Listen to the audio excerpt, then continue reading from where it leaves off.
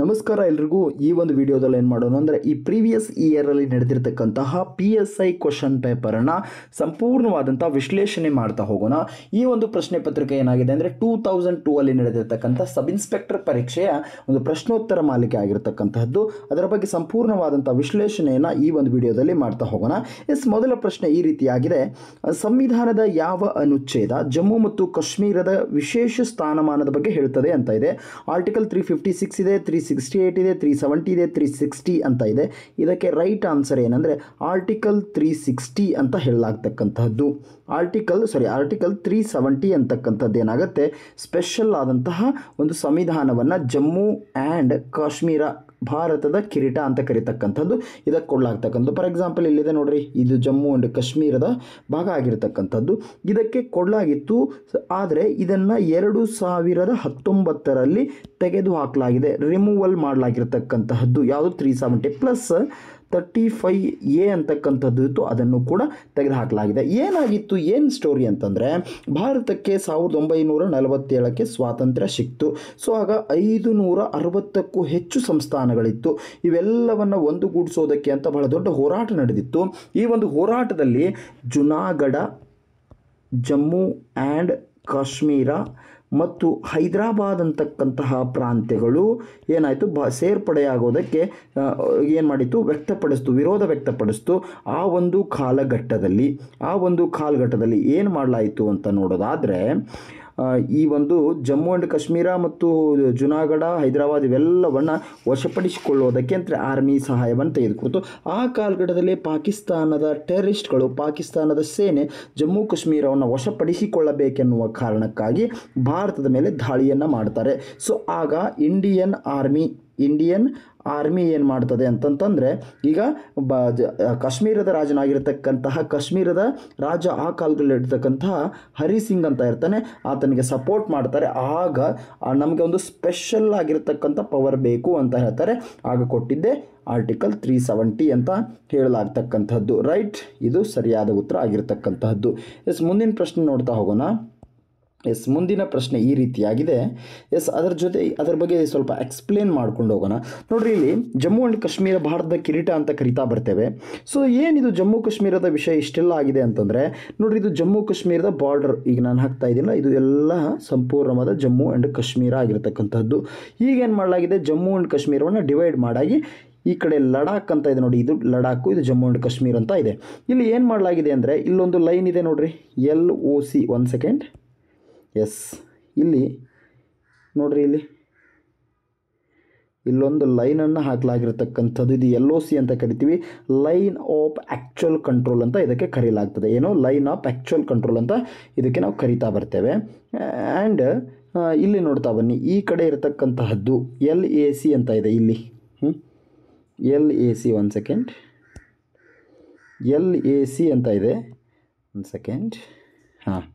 ಇಲ್ಲಿದೆ ನೋಡಿ, LAC ಅಂತ ಇದೆ, ಲೈನ್ ಆಫ್ ಆ್ಯಕ್ಚುಯಲ್ ಕಂಟ್ರೋಲ್. ಇದು ಲೈನ್ ಆಫ್ ಕಂಟ್ರೋಲ್, ಇವೆರಡು ಇರತಕ್ಕಂಥದ್ದು. ಬಟ್ ಇಲ್ಲಿದೆ ನೋಡ್ರಿ, ಗಿಲ್ಗಿಟ್ ಇದೆಯಲ್ಲ, ಇದೆಲ್ಲ ಪಾಕ್ ಆಕ್ಯುಪೈಡ್ ಕಾಶ್ಮೀರ ಅಂತ ನಾವು ಕರಿತಾ ಬರ್ತೇವೆ.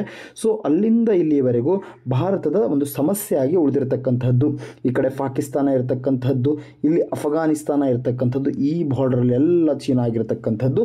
ಇದು ಬಹಳ ವರ್ಷಗಳಿಂದ ಬಹುದೊಡ್ಡ ಸಮಸ್ಯೆಯಾಗಿಯೇ ಉಳ್ಕೊಂಡಿದೆ. ಹಾಗಾದರೆ ಎರಡನೇ ಪ್ರಶ್ನೆ ನೋಡ್ತಾ ಹೋಗೋಣ. ಎರಡನೇ ಪ್ರಶ್ನೆ ಈ ರೀತಿಯಾಗಿದೆ: ಭಾರತದ ಅತಿ ದೊಡ್ಡ ಆಣೆಕಟ್ಟು ಯಾವುದು ಅಂತ ಇದೆ. ಸೊ ಇಲ್ಲಿ ನೋಡ್ರಿ, ಭಾಕ್ರಾ ನಂಗಲ್ ಇದೆ, ಹಿರಾಕುಡ್ ಇದೆ, ಕೋಶಿ ಇದೆ, ದಾಮೋದರ್ ಇದೆ. ಸೊ ಇದಕ್ಕೆ ರೈಟ್ ಆನ್ಸರ್ ಯಾವುದಾಗಬಹುದು? ಅತಿ ದೊಡ್ಡ ಆಣೆಕಟ್ಟು ಈ 4ರಲ್ಲಿ ಯಾವುದು ಅಂತ ನೋಡೋದಾದರೆ, ಈ ಮೊದಲ ಹೇಳಿಕೆ ಯಾವುದು, ಭಾಕ್ರಾ ನಂಗಲ್ ಅಂತ ಕರೀಲಾಗ್ತದೆ. ಇಲ್ಲಿದೆ ನೋಡಿ, ಇದು ಭಾಕ್ರಾ ನಂಗಲ್ ಡ್ಯಾಮ್ ಅಂತ ನಾವು ಇದಕ್ಕೆ ಕರಿತೇವೆ. ಇದು ಎಲ್ಲಿದೆ ಅಂತ ನೋಡೋದಾದರೆ, ಇದು ಹಿಮಾಚಲ ಪ್ರದೇಶದಲ್ಲಿ ಇರತಕ್ಕಂಥದ್ದು. ಆದರೆ ಇದರ ಫಲಾನುಭವಿಗಳು ರಾಜ್ಯ ಯಾವುದು ಅಂದರೆ, ರಾಜಸ್ಥಾನ ಬರ್ತದೆ, ಪಂಜಾಬ್ ಬರ್ತದೆ, ಹರಿಯಾಣ ಬರ್ತದೆ. ಈ 3 ರಾಜ್ಯಗಳು ಇದರ ಫಲಾನುಭವಿ ರಾಜ್ಯಗಳು ಅಂತ ಕರೀಲಾಗ್ತಕ್ಕಂತಹದ್ದು. ಯಾವುದು, ಭಾಕ್ರಾ ಮತ್ತು ನಂಗಲ್ ಅಂತಕ್ಕಂತಹ 2 ಪ್ರದೇಶಗಳಿಂದ ಕಟ್ಕೊಂಡು ಬಂದಿರತಕ್ಕಂಥದ್ದು ಅಂತ ಕರಿತೇವೆ. 226 ಮೀಟರ್ ಇರತಕ್ಕಂಥದ್ದು ಅಂತ ನೋಡ್ತೇವೆ. ಇನ್ನು ಎರಡನೇದಿದೆ ನೋಡಿ, ಎರಡನೆಯ ಹೇಳಿಕೆಯಲ್ಲಿದೆ, ಏನಿದೆ ಅಂತ ನೋಡೋದಾದ್ರೆ ಹಿರಾಕುಡ್ ಅಂತಕ್ಕಂಥ ಡ್ಯಾಮ್ ಇದೆ. ಇದು ಭಾರತದ ಅತಿ ಉದ್ದದ ಡ್ಯಾಮ್ ಅಂತ ಕರಿತೇವೆ. 4.8 ಕಿಲೋಮೀಟರ್ ಇರತಕ್ಕಂಥ ಡ್ಯಾಮ್ ಇದು ಯಾವುದು, ಹಿರಾಕುಡ್ ಹಿರಾಕುಡ್ ಡ್ಯಾಮು ಮಹಾನದಿಗೆ ಕಟ್ಟಲಾಗಿರ್ತಕ್ಕಂಥದ್ದು. ಎಲ್ಲಿ ಅಂತ ನೋಡೋದಾದರೆ ಒರಿಸ್ಸಾ ಅಥವಾ ಒಡಿಸ್ಸಾದಲ್ಲಿ ಕಟ್ಟಲಾಗಿರ್ತಕ್ಕಂಥದ್ದು. ಇನ್ನು ಕೋಶಿ ಅಂತ ಇದೆ, ಇದು ಇಂಡಿಯಾ ಮತ್ತು ನೇಪಾಳದ ಭಾಗದಲ್ಲಿರ್ತಕ್ಕಂಥದ್ದು ಅಂತ ಕರಿತಾ ಬರ್ತೇವೆ. ಇನ್ನು ದಾಮೋದರ್ ಅಂದರೆ ಸ್ವಾತಂತ್ರ್ಯದ ನಂತರ ವಿವಿಧೋದ್ದೇಶಗಳನ್ನು ಹೊಂದಿರತಕ್ಕಂತಹ ಮೊದಲ ಒಂದು ಮಲ್ಟಿಪರ್ಪಸ್ ಆಗಿರ್ತಕ್ಕಂಥದ್ದು ಅಂತ ಕರಿತಾ ಬರ್ತೇವೆ. ಇದು ವೆಸ್ಟ್ ಬೆಂಗಾಲಲ್ಲಿ ಕಂಡುಬರ್ತಕ್ಕಂಥದ್ದು ಅಂತ ಕರಿತೇವೆ. ಇದು ಯಾವ ಮಾಡೆಲ್ ಅಂತ ಕೂಡ ಕೇಳಲಾಗಿರ್ತಕ್ಕಂಥದ್ದು. ಇದನ್ನು ಯಾವ ಮಾಡೆಲಲ್ಲಿ ಕಟ್ಟಲಾಗಿದೆ ಅಂತಂದರೆ ಟಿ ವಿ ಸಿ ಅಂತ ಅಮೇರಿಕಾದಲ್ಲಿದೆ, ಟೆನಸಿ ವ್ಯಾಲಿ ಪ್ರಾಜೆಕ್ಟ್ ಅಂತ.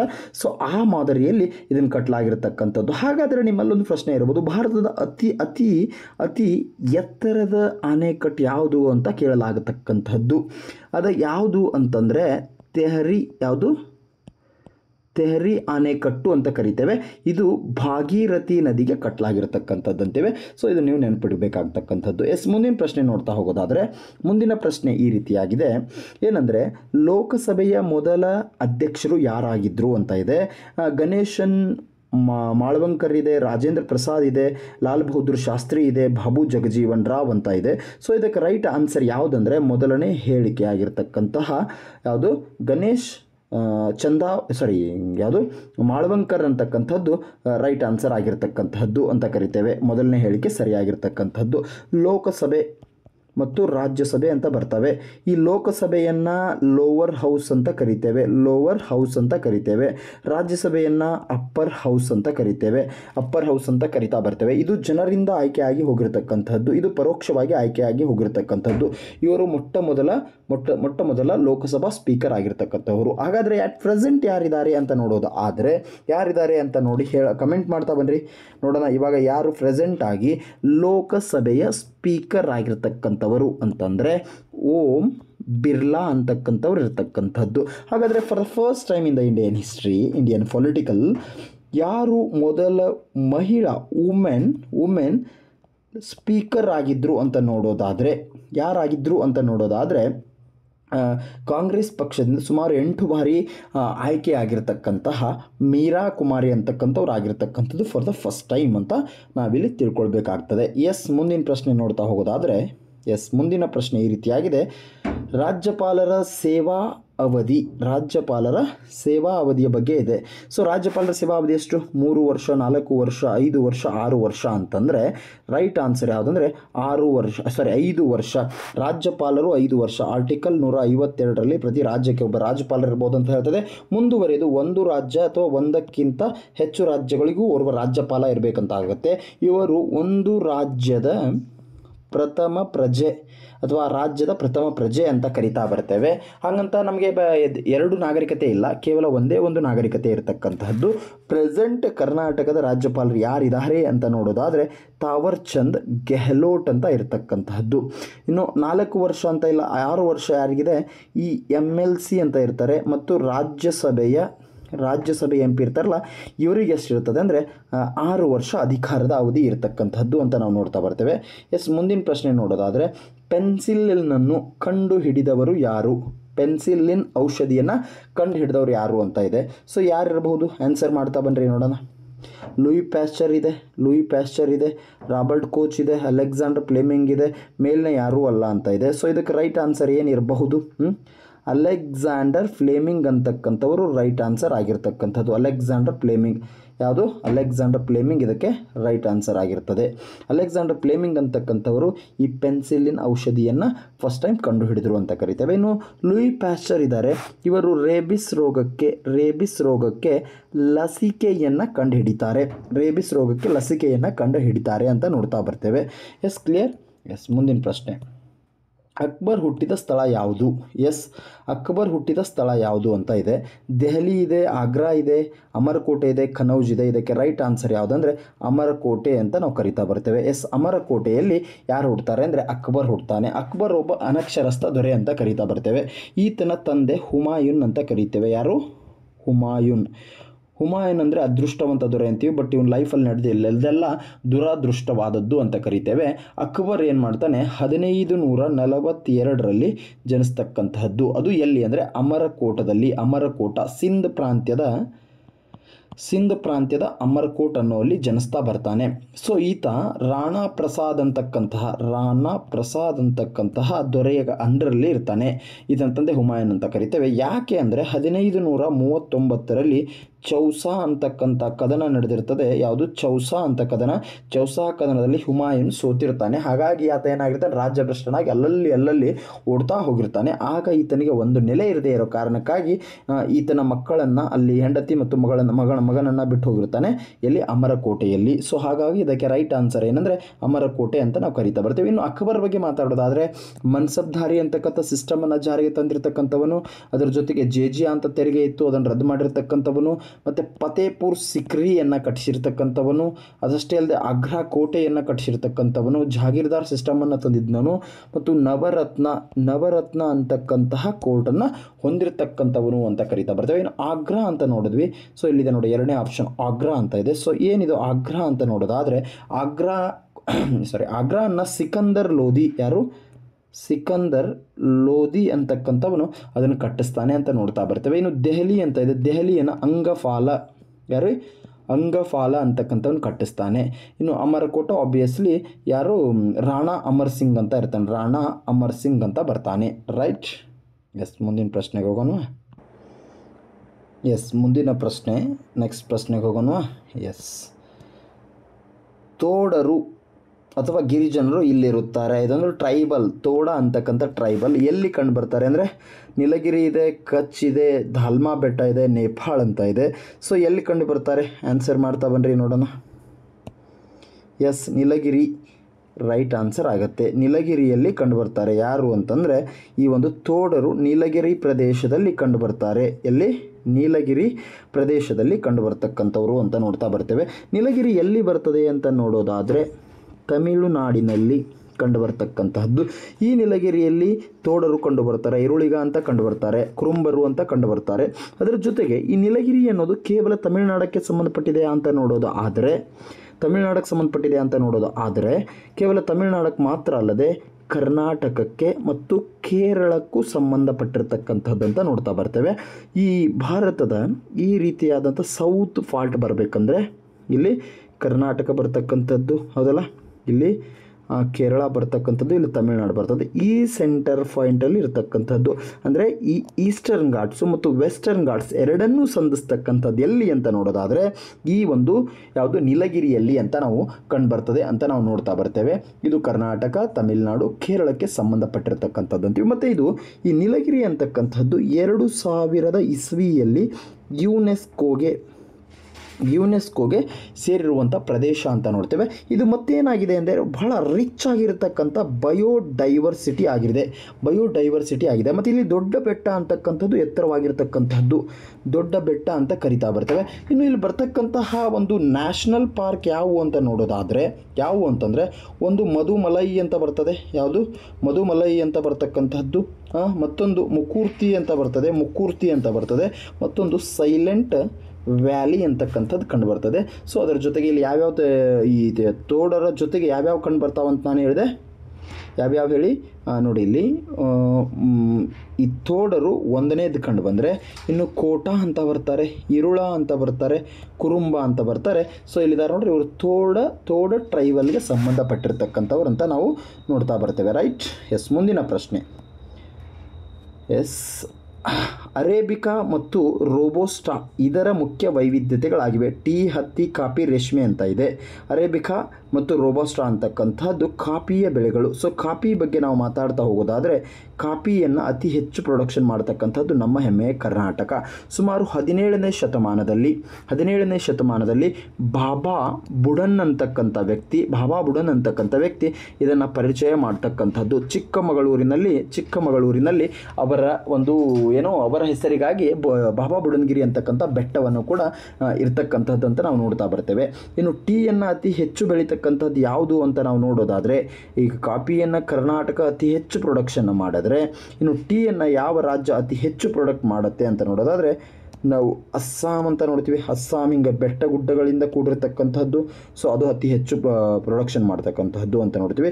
ಇನ್ನು ಕಾಟನ್ ಅಂತ ಬಂದರೆ ಗುಜರಾತು ಮತ್ತು ಮಹಾರಾಷ್ಟ್ರ ಪ್ರೊಡಕ್ಷನ್ ಮಾಡ್ತದೆ. ಇನ್ನು ರೇಷ್ಮೆ ಕೂಡ ಕರ್ನಾಟಕದಲ್ಲಿ ಹೆಚ್ಚಾಗಿ ರೇಷ್ಮೆಯನ್ನು ಬೆಳೀತಕ್ಕಂಥದ್ದು ಅಂತ ನೋಡ್ತೇವೆ. ಅದರಲ್ಲೂ ಅರೇಬಿಕಾ ಮತ್ತು ರೋಬೋಸ್ಟಾ ಅಂತಕ್ಕಂಥದ್ದು ಇವೇನಾಗಿರ್ತಕ್ಕಂಥದ್ದು ಅಂತಂದರೆ ಇವು ಕಾಫಿಯ ಬೆಳೆಗಳು ಅಂತ ನೋಡ್ತಾ ಬರ್ತೇವೆ. ರೈಟ್. ಎಸ್. ಮುಂದಿನ ಪ್ರಶ್ನೆ, ಸ್ವಾತಂತ್ರ್ಯೋತ್ತರ ಮೈಸೂರು ರಾಜ್ಯದ ಮೊದಲ ಮುಖ್ಯಮಂತ್ರಿ ಯಾರಾಗಿದ್ದರು ಅಂತ ಇದೆ. ಸ್ವಾತಂತ್ರ್ಯೋತ್ತರ ಅಂದರೆ ಸ್ವಾತಂತ್ರ್ಯದ ನಂತರ ಯಾರಾಗಿದ್ದರು ಅಂತ ನೋಡೋದಾದರೆ ಕೆ ಸಿ ರೆಡ್ಡಿ, ಕೆಂಗಲ್ ಹನುಮಂತಯ್ಯ, ನಿಜಲಿಂಗಪ್ಪ, ವೀರೇಂದ್ರ ಪಾಟೀಲ್ ಅಂತ ಇದೆ. ಸೊ ಇದಕ್ಕೆ ರೈಟ್ ಆನ್ಸರ್ ಯಾವುದು ಅಂತಂದರೆ ಮೊದಲ ಹೇಳಿಕೆ ಕೆ ಸಿ ರೆಡ್ಡಿ ಏನಾಗ್ತದೆ ರೈಟ್ ಆನ್ಸರ್ ಆಗಿರತಕ್ಕಂಥದ್ದು. ಯಾವುದು? ಕೆ ಸಿ ರೆಡ್ಡಿ ಅನ್ನೋದು ರೈಟ್ ಆನ್ಸರ್ ಆಗಿರತಕ್ಕಂಥದ್ದು. ಇನ್ನು ಕೆಂಗಲ್ ಹನುಮಂತಯ್ಯ ಅವರು ಕೂಡ ಮುಖ್ಯಮಂತ್ರಿ ಆದವರು, ನಿಜಲಿಂಗಪ್ಪ ಮುಖ್ಯಮಂತ್ರಿ ಆದವರು, ವೀರೇಂದ್ರ ಪಾಟೀಲ್ ಮುಖ್ಯಮಂತ್ರಿ ಆದವರು. ಆದರೆ ಸ್ವಾತಂತ್ರ್ಯದ ನಂತರ ಇವರಾಗಿರ್ತಕ್ಕಂಥದ್ದು ಕೆ ಸಿ ರೆಡ್ಡಿ ಅಂತ ಕರಿತೀವಿ. ನಿಜಲಿಂಗಪ್ಪ 1956ರಲ್ಲಿ ಕರ್ನಾಟಕದ ಏಕೀಕರಣ ಆಗುತ್ತೆ. ಸೊ ಆ ಸಂದರ್ಭದಲ್ಲಿ ಇರತಕ್ಕಂಥವರು ವಿಶಾಲ ಮೈಸೂರು ರಾಜ್ಯದ ಮುಖ್ಯಮಂತ್ರಿ ಆಗಿದ್ದರು. ಇನ್ನು ವೀರೇಂದ್ರ ಪಾಟೀಲ್ ಕೂಡ ಆಗಿರತಕ್ಕಂಥದ್ದು. ಇನ್ನು ದೇವರಾಜ ಅರಸು ಅಂತ ಬರ್ತಾರೆ. ದೇವರಾಜ ಅರಸು ಅತಿ ದೀರ್ಘಾವಧಿಯ ಮುಖ್ಯಮಂತ್ರಿ ಅಂತೀವಿ. ಇನ್ನು ಎರಡನೇದು ನಿಜಲಿಂಗಪ್ಪ ಎರಡನೇ ದೀರ್ಘಾವಧಿ ಅಂತೀವಿ. ಮೂರನೇದು ಈಗಿರತಕ್ಕಂಥ ಸಿದ್ದರಾಮಯ್ಯ ಮೂರನೇ ಅವಧಿಯ ದೀರ್ಘಾವಧಿಯ ಮುಖ್ಯಮಂತ್ರಿ ಅಂತ ನಾವು ಕರಿತಾ ಬರ್ತೇವೆ. ರೈಟ್. ವಿಶ್ವದಲ್ಲಿ ಯಾವುದೇ ಒಂದು ರಾಷ್ಟ್ರದ ಮೊಟ್ಟ ಮೊದಲ ಮಹಿಳಾ ಪ್ರಧಾನಮಂತ್ರಿ ಆದವರು ಯಾರಂದರೆ ಶ್ರೀಮತಿ ಇಂದಿರಾ ಗಾಂಧಿ, ಶ್ರೀಮತಿ ಸಿರಿಮಾವು ಬಂಡರನಾಯಕೆ, ಶ್ರೀಮತಿ ಗೋಲ್ಡ್ ಮೇಯರ್ ಯಾರೂ ಅಲ್ಲ ಅಂತ ನೋಡೋದಾದರೆ ಇದಕ್ಕೆ ರೈಟ್ ಆನ್ಸರ್ ಯಾವುದು ಅಂದರೆ ಎರಡನೇ ಹೇಳಿಕೆ ಇದೆ ನೋಡಿ. ಎರಡನೆಯ ಹೇಳಿಕೆ ಸಿರಿಮಾವು ಭಂಡಾರಿ ನಾಯಕೆ ಅಂತಕ್ಕಂಥವ್ರು ಏನು ಹೇಳ್ತಾರೆ ಶ್ರೀಲಂಕಾದ ರಾಷ್ಟ್ರವಾದ ಪ್ರಧಾನಮಂತ್ರಿಯಾಗಿ ಆಯ್ಕೆ ಆಗಿರತಕ್ಕಂಥವ್ರು ಅಂತ ನೋಡ್ತಾ ಹೋಗ್ತೇವೆ. ಅವ್ರ ಬಗ್ಗೆ ಕೆಲವೊಂದಿಷ್ಟು ಮಾಹಿತಿಗಳನ್ನು ಇಲ್ಲಿ ಕೊಡಲಾಗಿರ್ತಕ್ಕಂಥದ್ದು. ಸಿರಿಮಾವು ಬಂಡರನಾಯಕೆ 1966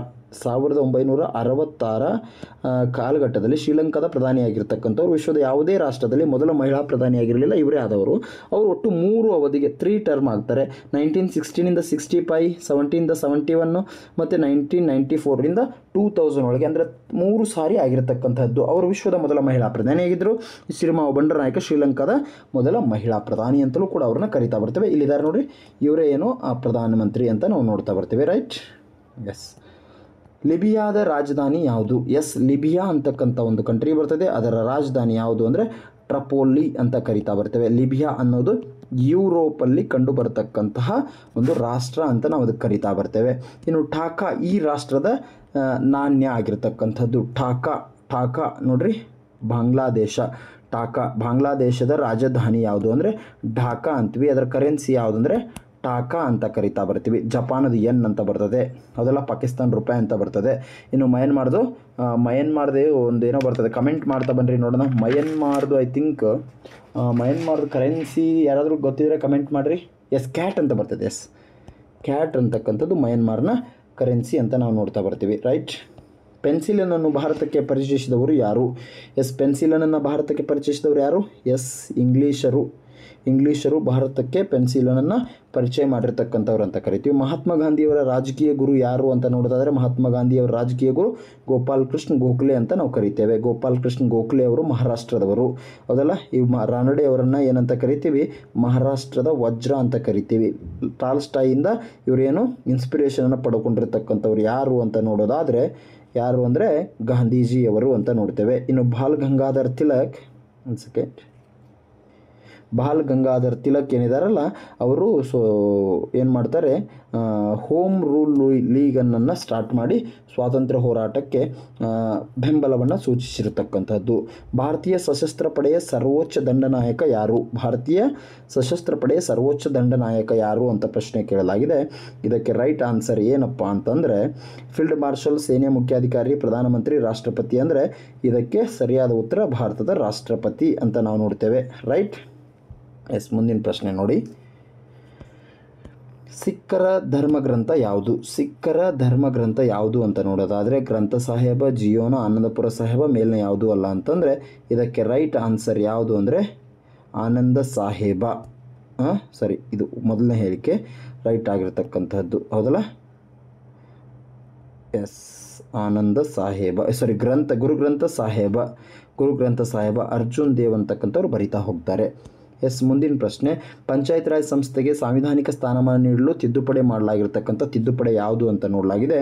72, 74, 73, 75 ಅಂತ ಇದೆ. 73 ರೈಟ್ ಆನ್ಸರ್ ಆಗಿರ್ತಕ್ಕಂಥದ್ದು. ಯಾವುದು? 73 ರೈಟ್ ಆನ್ಸರ್ ಆಗಿರ್ತಕ್ಕಂಥದ್ದು. ಯಾವಾಗ ಅಂತ ನೋಡೋದಾದರೆ 1993ಯಲ್ಲಿ 1993ರಲ್ಲಿ ಅಂತ ನಾವು ನೋಡ್ತೇವೆ.